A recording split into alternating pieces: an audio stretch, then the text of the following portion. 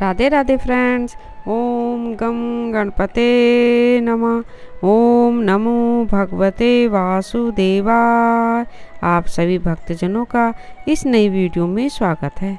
श्री राधे राधे। श्री कृष्ण गीता उपदेश। भगवान श्री कृष्ण का जीवन विविधताओं से भरा हुआ है।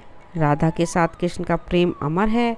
वहीं श्री कृष्ण कुरुक्षेत्र में अर्जुन के पथ प्रदर्शक हैं, संसार को गीता का ज्ञान देते हैं।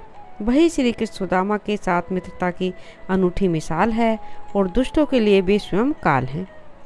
उन्होंने गीता के माध्यम से लोगों को जीवन का गूढ़ रहस्य बताया है।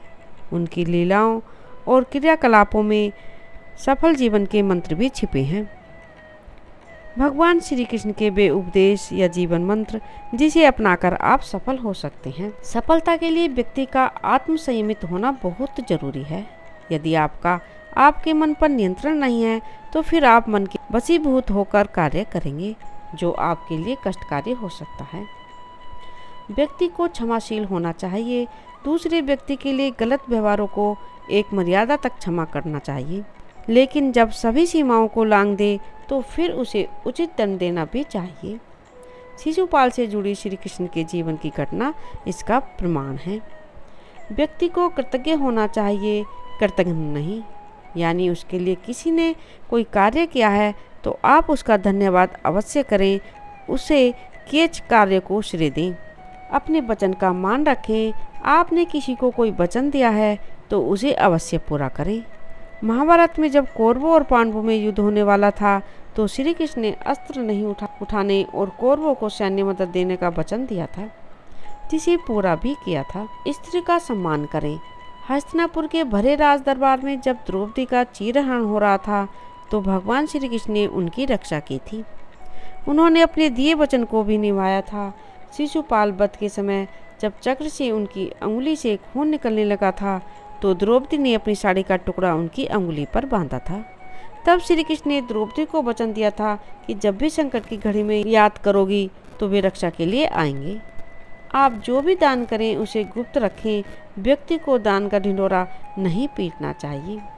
किसी भी कार्य को करने के लिए मन का सबल होना जरूरी है। दुर्बल मन से कोई कार्य सफल नहीं होता है। हमेशा सत्य का पक्ष लेना चाहिए। कुरुक्षेत्र में जब अर्जुन अपने ही गुरु सगे संबंधियों से युद्ध लड़ने की बात सोचकर निराशा में डूबे हुए थे, तब भगवान श्री कृष्ण ने उनको सत्य का मार्ग दिखाया। यदि अपने ही लोग गलत हैं तो उनके खिलाफ आपको मुखर होना होगा। इस बात का ध्यान रखना होगा कि हमेशा सत्य की विजय होती है। भगवान श्री कृष्ण कहते हैं कि सब कुछ कारण से होता है। जो हुआ अच्छे के लिए हुआ, जो हो रहा है अच्छे के लिए हो रहा है, जो होगा अच्छे के लिए ही होगा।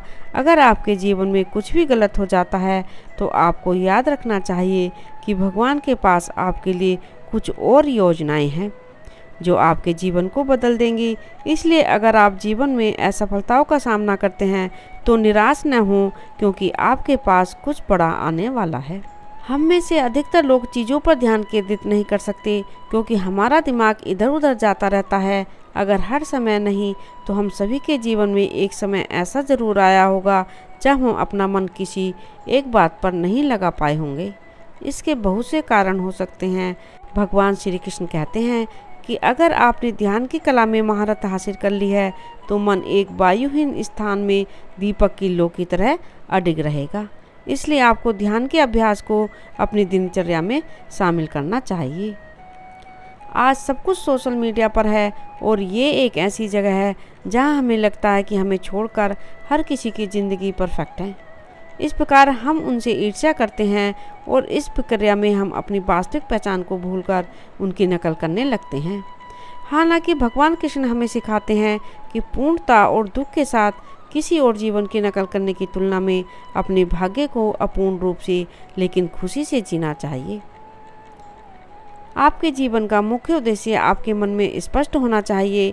एक बार जब आप स्पष्ट हो जाते हैं आपको जीवन में क्या करना है तो रास्ता तुरंत खुल जाता है। निश्चित रूप से बाधाएं आएंगी, लेकिन ये बाधाएं कुछ ऐसी हैं जिन्हें आप दूर कर सकते हैं। आप अपने लक्ष्य तक पहुंच सकते हैं। बाधाएं कोई ऐसी चीज़ नहीं है जो आपको आपके सपनों को पूरा करने से रोक सके। भगवान कृष्ण कहते हैं कि हमें अपने लक्ष्य के बाधाओं से नहीं, बल्कि छोटे लक्ष्य का आसान रास्ता रोकता है। भगवान श्री कृष्ण हमें सिखाते हैं कि हमें हमेशा दूसरों के प्रति सहानुभूति रखनी चाहिए। मनुष्य को चाहिए कि वह दूसरों के सुख दुख का उत्तर इस प्रकार दे जैसे कि वे उसके अपने हों। एक बार जब व्यक्ति को दूसरों के प्रति सहानुभूति होने लगती है तो इसका अर्थ है कि उसने आध्यात्मिक मिलन को प्राप्त कर लिया है।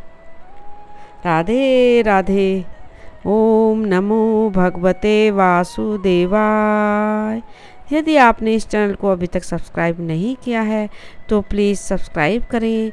प्लीज़ ज़्यादा से ज़्यादा शेयर करें, कमेंट करें, लाइक करें। श्री राधे राधे। धन्यवाद।